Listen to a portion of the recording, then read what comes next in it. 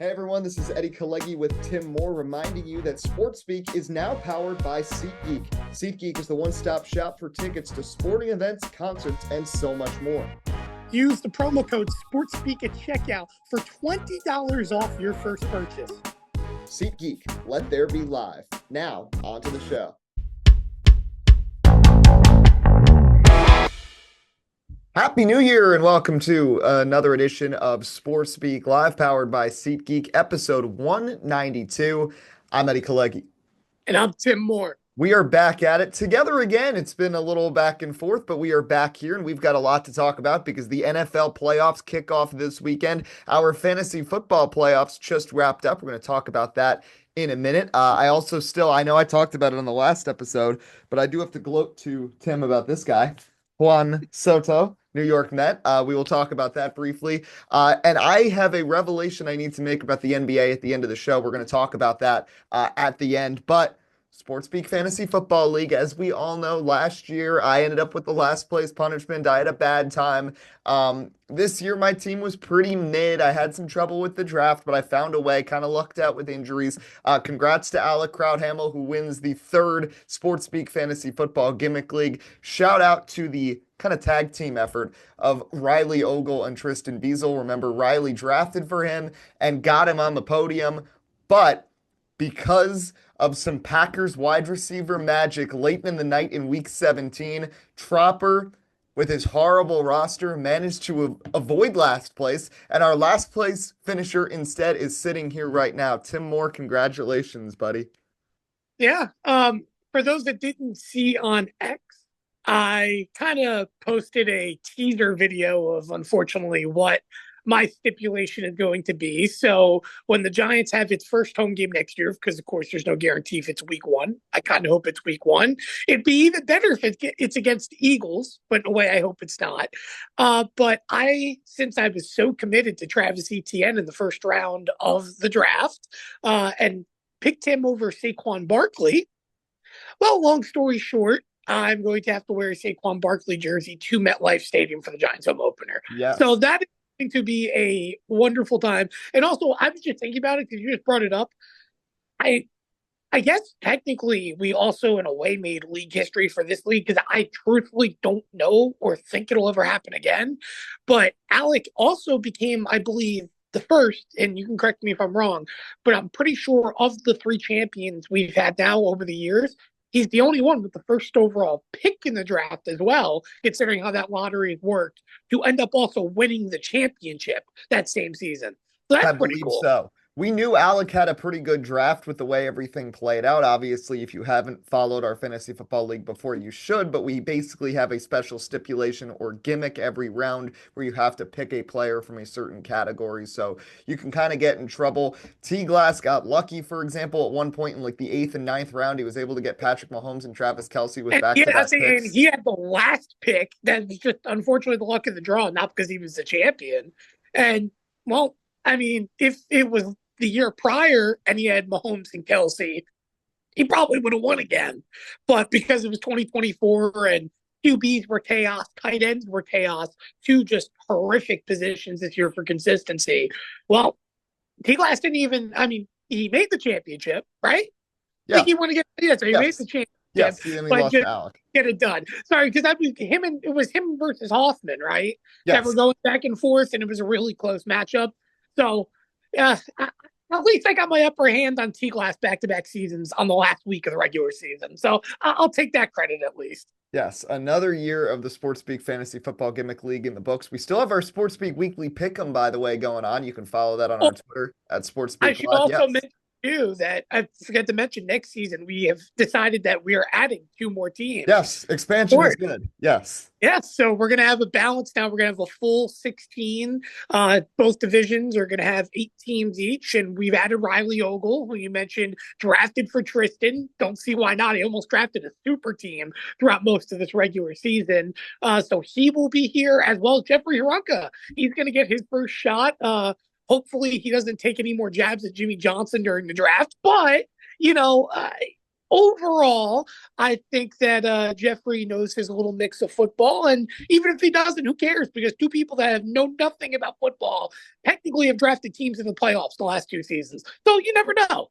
Yes, Trapper in his first year of following football ended up in the third place game after being 1-6. So that is just how everything works in the SportsBeat Fantasy Football Gimmick League. But let's go to real football because the playoffs are going to be starting for some teams, and we will talk about them in a minute. But one team that was nowhere close to the playoffs was the New York Giants. And obviously, it was a whirlwind year where Daniel Jones wants his release from the team during the season. They grant him that. Now he's on the Vikings active roster. So if Sam Darnold gets hurt, guess what? We're going to see Daniel Jones playing in the wild card playoffs again, which would be very, very funny. But Daniel Jones left, so he was gone. But who isn't gone are Joe Shane or Brian Dable. The Giants, John Mara, choosing to stand pat with the coaching staff.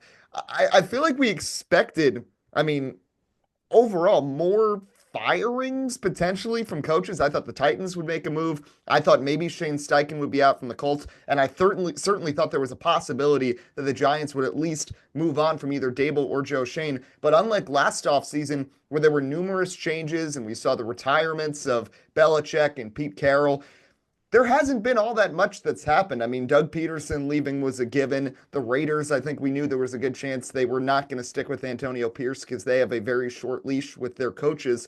But your thoughts as a Giants fan on the state of the franchise right now? Well, first, I do want to start just from the firing coaching perspective, because I am a little bit surprised, to be honest with you, that Antonio Pierce found his way out the door. Because A, I do think that he could be a solid defensive coordinator, but B, it's just the situation. And I could say the same thing as well for Gerard Mayo, by the way, being in New England, where, okay, Gerard was a little bit more vocal, and at the start of the year really didn't start off well. The players, let's be honest, I think lost a little bit of his respect. But usually when you get fired after one season, you have to be a special type of awful as a coach. And I don't feel both of those coaches really. Technically, Antonio Pierce has a season and a quarter if you want to go to last year, just being interim. But overall, it's just, I don't feel that they were exactly special kind of awful. They were dealt with a very difficult situation with rosters that they knew they were not going to succeed with by any means because of those situations, which is why I felt maybe they should have been warranted more than 1 year. But on the contrary, you have to start building towards. And now this is why I go towards the New York Giants now, Eddie, because here's my problem. And this is what I thought about literally today, starting to put it together. Listen, I'm a huge Brian Dable supporter. I really do think that he's a good coach, and that the Giants overall just it hasn't panned out or worked out to the whole debate about, oh, is he a QB whisperer? Is he not a QB whisperer? I just want to remind you about this. If you want to take stats from what he did when he was offensive coordinator, first in the league around 2009 to 2012, the best quarterback this man literally may have had in that stretch was maybe Jake Delhomme. Like, is legitimately looking at the stats, Matt Castle. Like, it's unjust. Matt Moore was also on that list. Brady Quinn. Like, they're just not good quarterbacks. You ignore the Josh Allen, the stuff that he did in Alabama. Of course, those are great quarterbacks stay in the NFL. But overall, in that stretch outside of those situations, the best QB he's really genuinely worked with offensively has been Daniel Jones. And I can't thank him enough for 2022 as a Giants fan, because it was a year of surprise. It was the most emotionally invested season probably in sports I've had since the Yankees in 2009. And my thing is just the fact that I look at the season prior to this year. The Giants realistically were only 3 executed plays away from potentially making the playoffs as a wild card team. You have the no pass interference situation where, hey, maybe if they get another chance in Buffalo, that could be a win. You don't know. I'm not saying it would be, but you don't know. And then you have a couple of situations where they missed field goal. Or I just thought about it too. The Jets game, totally forgot about that too, where they were in firm control. And then Kayvon Thibodeau, which I still disagree, by the way, was not offsides, because once the center bobs his head, that is deemed the start of the motion of the snap. So I disagree a little bit on that. But either way, the point of the matter is that last season, through all the QB chaos, the Giants were still close. This year was embarrassing. The Giants were never close, only when Daniel Jones was in the game. But at the end of the day, it didn't work out. And this is what worries me, Eddie, because we see how badly the Giants struggled this season. Abel and Shane are on a very tight rope going into next season. And while they say they're not going to do this mass signing with this cap space and try to save their careers, the Giants are not going to have it easy next year. They have the hardest strength of schedule going in the next season in the entire league. There's a bunch of current playoff teams that this team's going to have to go against. There's a bunch of difficult divisions. And along, by the way, the Chicago Bears are going to be a team that the Giants play. They're also under this situation as well. But the fact of the matter is that even if the Giants somehow miraculously find a way to trade up to the top 2 spots, draft a quarterback, who have they signed? Like, I'm a big advocate for Kirk Cousins. I really want Kirk Cousins. I'm not a big Justin Fields guy. You know that. I really think that somebody like Kirk Cousins could elevate this offense. I think a guy like Jameis Winston could elevate the receiver game and weapons game this Giants team has. But at the end of the day, you have to play the draft smartly. And here's the problem. The Giants are so focused on getting a quarterback. To me, if they don't draft Travis Hunter in this draft, you're failing the system because you're taking the best player available that's going to fall to you. And I think that's a great thing for this market. It gives somebody to identify around outside of the Giants, of course, losing Saquon. But the other thing is that you can't force the quarterback. And if this team struggles mightily next season, this is really my ultimate worry is because I like Shane and Dable. Joe Shane, he's made moves that has made sense. They just haven't worked out. And that's the thing. And no fan has complained about the signings he's made until they haven't worked out. Compared to past ownership or past, stuff in the front office and everything, it's like there's a lot of moves that, for example, Dave Gettleman made that's just like, okay, why are we doing this? And then there's a lot of desperate moves where it's like, okay, I like it. But then guys like Kenny Golladay just doesn't work out. Joe Shane is calculated. He's trying to get this team back to the right financial spot, and he needs that time because he inherited a poor situation. And as much as you could be critical about the Daniel Jones situation, breaking news, the Giants weren't going to get a better quarterback in that situation that offseason. Even if you gave 2 draft picks for Lamar, the Ravens were going to pay him anyways. It was going to happen. So you couldn't find a way to get a better quarterback.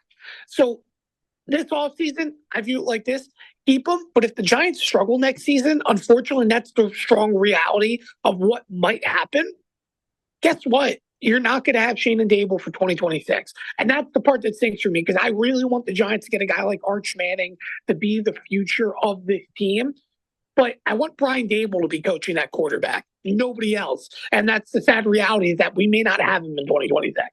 Well, that's the thing, but at the same time, I feel like things, you literally outlined it. 2022, they were a playoff team. 2023, they were close to a playoff team. 2024, they were not a playoff team at all. Regardless of how you feel about some of the things that happened during the season, they have been on a downward spiral since the first season, not to mention the drafting from Joe Shane has not been ideal. And there's really no defense to that. This wasn't solid, though. Malik Neighbors, again, that's the other thing, too. Oh, the Giants should have drafted a quarterback last year. I don't want to hear that because what is Bo Nix going to do with Darius Slayton being the team's best receiver going into the season? Darius Slayton's never had a 1,000-yard season. He's been consistent enough with Daniel Jones, but that doesn't, even if we drafted Bo Nix, it doesn't do anything. This team is back to where it was the 2 seasons prior. Well, I understand that, but I'm also saying Joe Shane drafted Evan Neal, and I think Kayvon Thibodeau is a little overrated. Nobody complained when the Giants drafted Evan Neal until it didn't work out. Did Kayvon Thibodeau, by the way, injury riddled all year? Everyone's like, oh, well, now Kayvon's going to have another year, and I know I'm not going to pay him the amount of money. But Kayvon was injured most of the season. He still had 5 sacks. Like, there's still promise there, is my point. This year's draft, like I just emphasized, Malik Neighbors worked out. Drew Phillips was actually one of the more solid corners in the NFL this season and really, really was impressive with his tackling rates. How about guys like Micah McFadden? seventh round pick, turns around, racks up tackles. I mean, that is a guy, and granted, that wasn't this draft, that was a draft prior, but there are some hits and misses that this Giants team has had. And of course, Tyrone Tracy, in my opinion, has to be the biggest surprise because you don't get drafted where you are and turn around and be that explosive. The Giants this year, as bad as they struggled, Eddie, they accomplished a lot of things that even this 2022 Giants team that went above 500 couldn't do. But I do want to emphasize this too. One more thing, because you have to realize just how wacky of a year this is. I'd like to remind you the Giants drafted top 5 last year with what, 6-7 wins? Yeah. Right? So you get that far and you draft top 5. This year, the Giants are drafting 3rd with 3 wins. Had they won one more game, they would have been drafting like 8th. So this year, the bottom tier teams in the NFL all were bunched up together, and the good teams won games. So that's the one thing to consider moving forward is you have to realize, I mean, not every team situation is similar, but there was a lot of disproportion and unbalanced this season where the Giants may not be that far off of being a near 500 team. But like I said, it's going to be very, very difficult because of that fact that they have the hardest strength of schedule, A. But B, they're going to need to do a lot this offseason to get back on track. Because listen, let's be honest. Do you think Jaden Daniels is a good quarterback? I think he is. Right? I don't think he's going to pull a Stroud sophomore year. Listen, when Dak is on, the Cowboys are a decent team. If they can find their defense back, that the Cowboys are a 500 team every year, except for when Dak gets hurt or they struggle, right? And the Eagles, listen, the Eagles they won the division. The streak continues on of division winners, but are the Eagles going anywhere anytime soon of being irrelevant? The answer is no. So the point is the NFC East is becoming one of the stronger divisions in the NFL. Of course, in my opinion, it's still not stronger than the AFC North. But the point is for the Giants, it's compared to the season prior where it's like, oh, well, the Commanders stink. We may be the 3rd best team. And I felt that was the case for the Giants.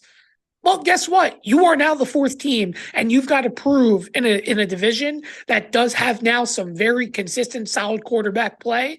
You need to get that, and you need to step up and find your identity. And that's what next season's going to be about. Well, it's not going to be easy. As you mentioned, the strength of schedule, there are 8 home games. 6 are against current playoff teams, and the other 2 are the Cowboys and the Niners. So it's not going to be an easy path at all for the Giants. But as you talked about, it was the bottom feeders. There were several teams around the 2, 3, 4 win mark. And that is because there were several teams at the top, and that's where we'll transition to the playoffs here. The Commanders were 5 seconds away from being the 7th seed, and they finished 12-5 on the season. I mean, that's just the way things played out. Now, on our last episode, I broke it down, and I said that there were 8 Super Bowl contenders. I said from the NFC, it was the NFC North trio and the Eagles, and from the AFC, it was the Chiefs, the Bills, the Ravens, the Steelers. Since then, I've narrowed it down to 6 because the Steelers have been a complete mess down the stretch.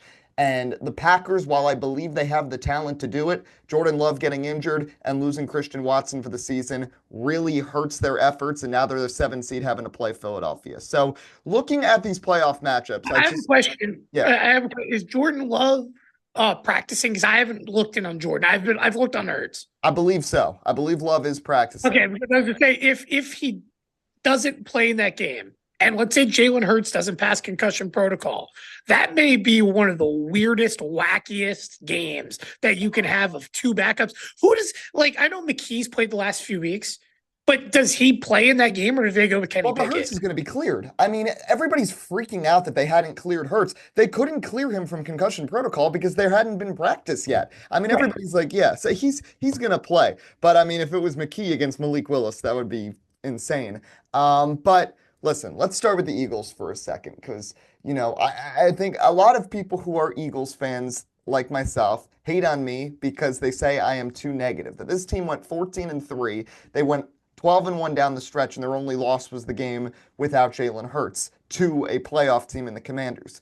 But I still have my worries. I 100% do. The Packers, if Jordan Love does play well as the 7 seed, I mean, Green Bay's a good team. They are the best third place team in a division, maybe in NFL history. That's just the way the NFC North worked out. And this Eagles team, I still have worries about Nick Sirianni's late game decision making. And let's not forget, too, I know he's made the playoffs all 4 years of his career. The only playoff win that Nick Sirianni has over a team at full strength was against the Giants. That's what it is. His only other playoff win was over the Niners when they were down to Josh Johnson at quarterback, and the other 2 years they got blown out by the Bucs in the first round. So Nick Sirianni still has work to do. I also worry about the potential lack of weapons against a Packers secondary, which isn't great, but is still pretty good. A.J. Brown and Devontae Smith have both gotten hurt at times this year. Dallas Goedert is just coming back from injury. You can't let Saquon have to do everything. And I know he is capable of that. And I know 2 years ago the Eagles ran for 300 rush yards in a game against Green Bay, but I still have my worries. Let's not forget, too, the Packers are no slouch. And they did lose Christian Watson, but they scored 29 points against the Eagles in Brazil week 1. So I think there's still concern here for Philadelphia. I'm confident they will win this wild card game. But when I look big picture here, the fact that they didn't get the 1 seed hurts them, because I know Zoe's saying, oh, I'm scared of Saquon Barkley and everything. I am scared of having to play a playoff game at Ford Field against a Lions team that is hungry, that was so close last year, that willed their way in dominating fashion to get the 1 seed against a very good Vikings defense, perhaps the best defensive unit in the NFL this year. And they are motivated because they lost Aiden Hutchinson for the season. They've had these injuries. David Montgomery now is suddenly coming back. I worry about the Eagles at Ford Field, which is why, to me, in my mind, as the 1 seed, the Lions are 100% the favorite in the NFC. Yeah, the Lions have to be, in my opinion, the favorite as well in the NFC, but you also just never know what can happen because of the fact that this year, too, like the Lions, it's the offense that scares me, right? Because when Jared Goff gets going, it's just like you can't stop him. He hits his targets. He makes consistent, good, hard throws. And just like the game against San Francisco last year in the playoffs, where it's like you just know that it's going to be war. But if you're Philadelphia, and this is one thing where I'll give the Eagles, because remember, I predicted the Eagles to win the Super Bowl this year. Let's not forget about that. You utilize the ground game and you keep the ball out of the hands of the Detroit Lions. That's how you beat them. You know, the Lions struggle defensively. We can't ignore that. They are a very offensive built team. And yes, while the Lions are doing a better job as compared to the last 2 years, forcing turnovers, and they are a little bit better, you know, the Eagles have a lot of wide dynamics where as long as Jalen Hurts gets in a rhythm and wins against Green Bay, you know, there could be ways for this team to also get in rhythm. But at the end of the day, when you look at the NFC, I mean, it's just, I feel really, to be honest with you, maybe outside of the Rams, just because I feel like the Rams have been up and down this season. You never really, like, they're a playoff team, but they didn't feel like a playoff team. I feel like that any team in this NFC playoff is, I would say, Super Bowl worthy of being a candidate. Even the Packers, considering the fact that they had the injuries and so on at the start of the year and things just haven't worked out. Like, I could see any of these teams making the Super Bowl. On the AFC side, it's a little bit different because I still view the Chiefs being the king superior of the NFL. But on the contrary, listen, what Josh Allen has done has been spectacular with the Bills. I don't think anybody, I had them below 500 and I'm going 7-9 this year. You know, it stinks, in my opinion, that Joe Burrow didn't make the playoffs and the Denver Broncos did. And that's nothing against that team in Denver. But Joe Burrow was just a better story. In my opinion, he's the MVP of football this year. But to me, the most compelling game, Eddie, and what I truthfully want to say, of course, I picked Philadelphia as much as, you know, I hate them to win a Super Bowl. But what would be the most compelling Super Bowl, in my opinion, if Patrick Mahomes isn't in it, of course, is for a rematch against Philadelphia, would, in my opinion, be the mobile quarterback and the dominant running back battle you get between Jalen Hurts, Saquon Barkley and what would be Lamar Jackson and Derrick Henry, I think that would be such a fun game to watch. And granted, the coaching may be a little bit lopsided because I consider Harbaugh to be the far better coach, but you're never going to get that good of a generational running back, two of them in a case, and quarterbacks in a one particular game. That would be, in my opinion, very, very fun to watch. I like that idea, but to me, the most compelling matchup would be one we've already seen this year, which we did see Eagles Ravens, but Bills Lions. I mean, you talk about coaching that could be a little questionable at times, Sean McDermott and Dan Campbell, but they're both going to really go for it. Josh Allen, listen, Joe Burrow carried that Bengals team, but you know they're going to give the MVP to a playoff team's quarterback.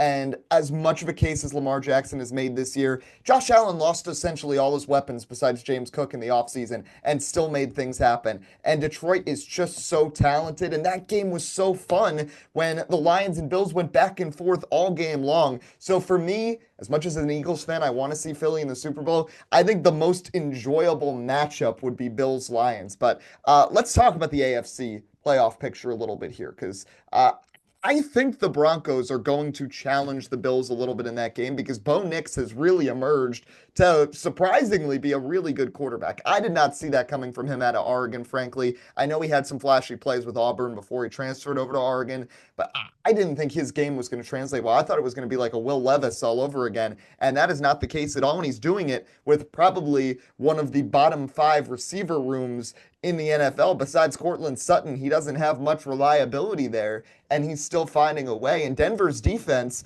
it's not like the 2015 Broncos, but they're making some big splash plays as well. But I'd still favor the Bills in that game.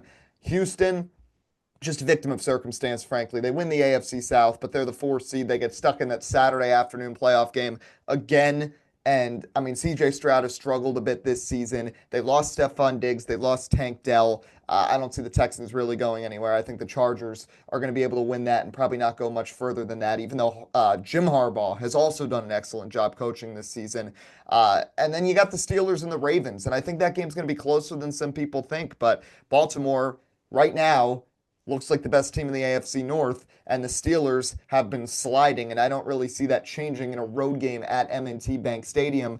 But I think the real question here, how for real are the Kansas City Chiefs? Because I can fully see a world where they just go and win another Super Bowl because it's Patrick Mahomes, Travis Kelce, and Andy Reid. But I also can see a world where I say, hey, the Chiefs have not looked convincing in any of their 15 wins this year, and they are against a really tough AFC. Lamar Jackson and Josh Allen are both playing the best football of their careers right now. The Ravens, Lamar Jackson is the most around him that he's had in his entire career. Plus, you've got a couple other challengers in the AFC where I'd say I don't have as much confidence in the Chiefs, but again, it's still Patrick Mahomes. Well, and that's the thing. It's Patrick Mahomes. And a few years back, we were saying, well, it's Tom Brady, and you can never count him out. Andy Reid is battle-tested. Patrick Mahomes is battle-tested. Steve Spagnuolo, defensively, is battle-tested. And I feel that team is just, it's another level when it comes to the playoffs. And realistically, the Chiefs, what do they have to prove other than the fact that they're three-peating, right? What do they have to prove? The answer is nothing. They proved last year with hardly any targets and a strong defense they could win a Super Bowl. The year prior, they proved with an explosive offense and defensive struggles in the secondary, they could still find a way to outscore teams and win a Super Bowl. So I'm not saying the Chiefs have found every way possible, but the point is that they're good when it matters. And just like, not to compare to another sport, but there's another 3-timer that is really good when it matters, and his name is Joey Logano, right? So it's like, it doesn't matter how good you are exactly in the regular season as long as you get there. Now it's what you do in that stretch when you get there. So yeah, the Chiefs could have been on paper maybe a 6-win, 5-win team if you look at all the quote-unquote Mickey Mouse wins they've had. But that adversity they also had to go through to find a way to grind wins. For example, the opposite of like what Dan Campbell mentioned 2 weeks ago, when the Lions lost is, hey, we need to sometimes get knocked off our pedestal just to remember what it's like to lose. Well, I could also argue the contrary that, listen, I need a lot of these near moments where I can feel confident and be a little bit uneasy and say, hey, we got through that. We can get through adversity. And the Chiefs have done that all year long to persevere. So to me, listen, again, I still think the Chiefs dominate and roll the AFC, but it's going to be a lot harder. And the problem is listen, there's still narratives that have to be fixed in this AFC side. There's still a lot of people out there, as many MVPs Lamar may get, still think Lamar Jackson chokes in the playoffs. I mean, yeah, he's got Derrick Henry. He's got the best running back he's ever had, but let's not act like they don't have any targets, because they really don't. Zay Flowers, of course, is injured now. We don't know what this team receiving-wise looks like. Mark Andrews started the year slow, picked it up as Isaiah Likely, doesn't really have a role. And that team, I'm not saying it's going to be one-dimensional, but you don't really have that reliability receiver-wise that it may become one-dimensional. And good coaching comes to a factor. Listen, the Chargers a few years ago, they showed up to the playoffs. Listen, the Chargers choke thing. That doesn't exist with Jim Harbaugh. And the fact that I really do see this team, I'm not saying I see them going to the Super Bowl, but I see them going on a decent playoff run, I think is a legitimate possibility. But, I mean, again, the Broncos, Bo Nick's impressed. And you also mentioned, 5 years in college, I don't think, A, you're never going to see that again because of the pandemic. But B, the fact that he's come out and he's done what he's had to do to be productive, it has been impressive enough. But I just don't see them going far. Buffalo with James Cook is great, but I don't understand why they were playing in week 18. Made no sense to me in a game they didn't have to play them. And you're just I don't know. You're missing that dynamic. Unless Amari Cooper comes to life, I just don't see Buffalo being in that mix as they were in years past. So to me, it comes down to two teams in the AFC. And what do you take? Experience or the guy that has to prove something? The Chiefs have nothing to prove. Literally nothing to prove. That's what I was going to say. I feel like going into this postseason, of those favorites that I talked about, the only two teams that are under no pressure whatsoever are the Minnesota Vikings, because nobody thought they were going to be here, and the Chiefs. The Chiefs, because they've proven everything they need to prove. You have Lamar Jackson and Josh Allen, who are both trying to get over the allegations of essentially being Phillip Rivers in track shoes, being mobile QBs that are like Phillip Rivers, putting up great numbers, getting to the playoffs consistently, but not doing anything with it. And I'm not saying that Lamar Jackson or Josh Allen is a worse quarterback than Phillip Rivers. They both certainly are better than him, but they need to prove something, and the Lions need to prove that Dan Campbell's theatrics can actually work. And the Eagles, of course, have something to prove. They have had the best roster in the NFL for the last 3 years, have nothing to show for it right now. And Nick Sirianni was on the coaching hot seat earlier this season. So the two teams, the Vikings, I don't think they're going to go all the way to the Super Bowl, but they have nothing to lose. But to your point, the Kansas City Chiefs are playing no pressure football. I'm just going to say this right now. If Sam Darnold gets concussed or gets hurt in some way, I'm becoming a Vikings fan. Not full time, but this postseason, because I want to see Daniel Jones win a Super Bowl. You'd think I'd hate Daniel Jones, but I am rooting for his success and his opportunity, because I just genuinely believe it didn't work out, and he will find a way with good coaching to be successful. And hey, there's no better person to throw it to than Justin Jefferson over there in Minnesota. But wait, I thought you said Brian Daboll was good coaching. I thought he's the quarterback. Brian Daboll is good coaching. But what did Brian Daboll have outside of Malik Neighbors this year to provide for Daniel Jones? That's just the fact. Brian Daboll's the coach. He doesn't build the roster. And yes, that's not me blaming Joe Schoen, but Joe Schoen's also had his hands tied for cap for 2 seasons where you can't really get those guys. And in all fairness, they haven't been available in the market. When Joe Schoen traded for example, Darren Waller, and he retires after a year. That's the reality of it. Joe Schoen has tried things. They've made sense. He's made some big trades. Of course, he gets Brian Burns, who looked very solid this season. It just hasn't worked out in certain things. So that's the reason why I'm saying Daniel Jones is going into a situation for him that is really, really good. Next year, we'll see if he becomes a starter somewhere, because I really do believe Daniel Jones can start in the league. He's just not a top-tier starter. And I don't think there's a problem with that. But would love to see him get the opportunity and prove all his haters wrong in the postseason. I really would love to see that. We shall see how it goes. Again, we will have our picks on Twitter at SportsSpeak Live for all 6 wildcard games. But I want to finish this show with the NBA because I have made a decision in my mind and I want to put it to air. Now, listen, I hate comparing eras. I seriously do. And I hate engaging in the NBA GOAT debate. And for the longest time, I was team Michael Jordan because I just feel like the storybook with everything, the fact that he retired from the sport to go play baseball, comes back and still wins 3 more championships. But the Lakers right now, and I know they lost by 20 last night, they are in the playoff picture. And there was a play last night that to me has changed my opinion. LeBron James dunked, and it was not a regular dunk. It was off a rebound, coming in from the 3-point line. He goes for a windmill, changes hands in midair, and has his face covered by Derek Lively and throws the ball down and then steals the inbound 5 seconds later. LeBron James is 40 years old. Derek Lively was not born yet when LeBron won Rookie of the Year, and Derek Lively is a top 10 post defender in the NBA.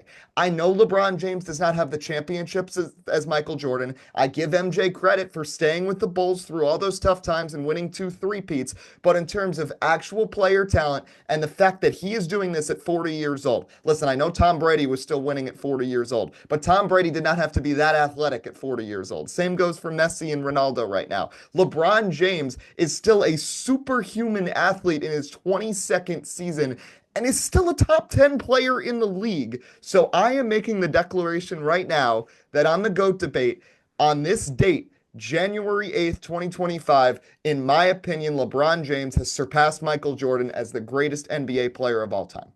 I'm glad you finally switched sides. I've been saying for years LeBron is better than MJ because MJ was just a guard. That's all he was. And I'm not saying, listen, MJ is great. But LeBron played every position. He found ways to be effective. And you said it, at 40 years old. I mean, I think about the what was LeBron's greatest dunk at the time, which was, the LeBron James, no regard for human life. Like, that was authority. And then I saw last night, and I'm like, instantly, first thing I said when you sent that link, I go, that was the dunk of his career. At 40 years old.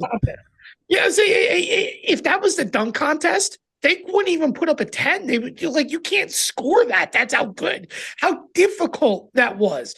And that's the LeBron, maybe that fans have missed, but that's what LeBron offers. It's physicality, it's demanding, and through all the stuff he's going through this season as well, because he spent time off the court and things. I don't want to say it's because of a particular man in jail, but that's what a lot of people are inciting towards because he was very well connected to that. But my thing is more the fact that, listen, he's had a long career. His son's finally technically in the league, even though he's in the G League, and he's gotten to accomplish things. Just like the Kansas City Chiefs, LeBron has nothing left to prove, but he's out there playing. He's playing here with urgency because basketball means something to him.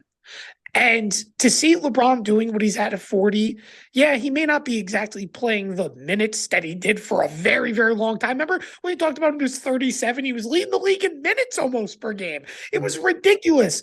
The wear and tear this man has had on his body, MJ could never, in my opinion.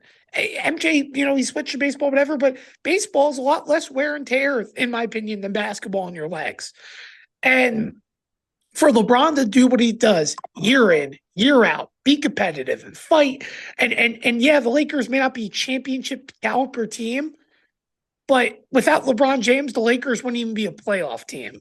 So that's just the fact of the matter. LeBron is who he is, and he puts the team on his back every game he's out there on the floor, which is why, to me, you can't take him away from being the GOAT. He is the greatest of all time, in my opinion. And then there's people ripping on him that, he's not carrying the team. He's 40. How much more do we expect her? He's still the best player on that roster. The reason the Lakers are in the predicament they are in, by the way, is because they got too old man happy after they won the bubble championship, where they thought that they can win with anybody with experience, but you need that youth, and they're still kind of figuring that out. And that roster is not very well put together besides LeBron, AD, and Austin Reeves. But LeBron James is still one of the best players in the league, and in my opinion now, Greatest basketball player of all time. That dunk was Who knows? They may end up turning around and they may end up trading for the good old drama queen of Miami because Jimmy. who knows Yes. what could happen? Yeah, who's gonna know what happened with Jimmy Buckets, man? I don't know what is up with Jimmy Butler, but that's another story of its Oh, own. it That sure is. Yes. We're going to leave it at that for today because next week we might get into that. We'll get into a little baseball. And of course, we'll look at the wild card recap and break down the divisional playoffs. But again, follow us on Twitter at SportsSpeak Live. But until next time, I'm Eddie Kalegi. and I'm Tim Moore. Thanks for joining us for the first episode of 2025 of Sports Speak Live. Enjoy NFL Wildcard Weekend.